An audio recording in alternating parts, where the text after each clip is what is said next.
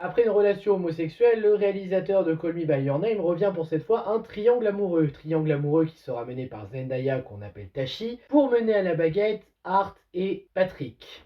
Le film en lui-même, on peut pas dire qu'il part d'un excellent constat, même si à la réalisation on s'attend à quelque chose de bien, parce qu'il a fait ses preuves, le réalisateur. Je prononcerai pas son nom parce que j'ai trop de mal. Eh bien, faut quand même reconnaître qu'il y avait un peu d'intérêt, la bande-annonce donnait envie. Même si, triangle amoureux, on sait que ça fait fuir des gens à cause d'une certaine saga. Ouais, je parle bien de toi, ouais. Bon, après, des bons triangles amoureux, il y en a peut-être eu, j'ai pas vu tous les films, hein, mais là, j'avoue que je m'y intéressais pour voir comment la relation allait être menée par Tashi pour nos trois personnages. Et j'avoue, c'est réussi. C'est très intéressant, c'est très bien écrit, c'est très bien mis en scène. Faut se dire une chose, le film, vous allez le voir uniquement pour le scénario ou les acteurs, vous ne serez pas déçus parce que de ce côté-là, c'est très investi. Bon, je mens un petit peu, c'est vrai que côté acting, il y a l'acteur Dart qui ne semble pas avoir de vraie personnalité par rapport à Patrick, mais en vrai, ça s'en sort quand même. Même si ça fait que t'es plus d'un côté de l'un que de l'autre. En fait, non, c'est difficile de savoir de quel côté tu es des deux parce que y en a un, il a pas de personnalité et surtout amoureux de Tashi. L'autre, il est amoureux de Tashi, mais il agit souvent comme un gamin, même quand il est adulte et qu'il est dans la dèche. Ah, écoutez, comme ça c'est bien, on n'a pas de camp défini.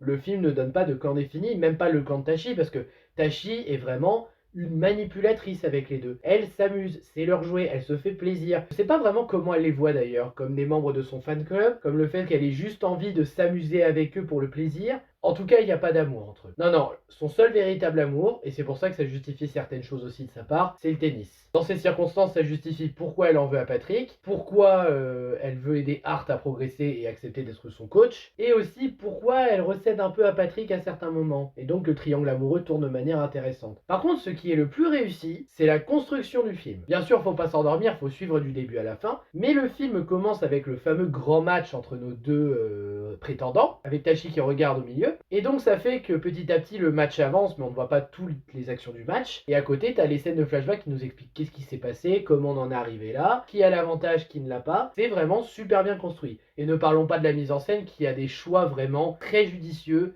très intéressant. Si c'est un peu bizarre d'en dessous les voir jouer au tennis, mais bon, il y a vraiment des choix de mise en scène très intéressants. Le film n'est pas sans défaut pour autant, parce que là où la mise en scène, les décors, les personnages, le jeu d'acteurs sont très réussis, c'est pas forcément le cas de l'émotion. Mais en même temps, on n'est pas vraiment d'un côté d'un personnage en particulier ici, donc c'est un peu normal, je pense, qu'on ne ressent pas de réelle émotion. C'est pas non plus une calamité, juste c'est pas grandiose. Donc voilà, ça plaît pas, ça dépend. Mais en termes d'émotion, moi je n'ai pas trouvé que le film était très réussi. Sans parler du tout premier plan du film pendant le match où on voit l'un des acteurs en sueur là de près, je me suis dit oula, j'ai des flashbacks de Dragon Ball Evolution là, arrêtez. Je plaisante, mais en vrai c'est vrai que quand j'ai vu ce tout premier plan pour commencer, je me suis dit ouh, ça sent pas bon. Ou d'High School Musical 3 parce que c'est vrai que ça avait commencé comme ça aussi. Je ne parlerai pas non plus de l'abusement des ralentis, même si certains passent très bien. Ouais, ça fait mieux que Snyder avec Rebel Moon. Et je parlerai pas non plus du placement de produit Adidas qui est trop visible. Et sinon à part ça, le film est bien, il est intriguant, il avance bien, la relation, on se demande comment ça va tourner. Est-ce que Tashi va vraiment choisir l'un des deux?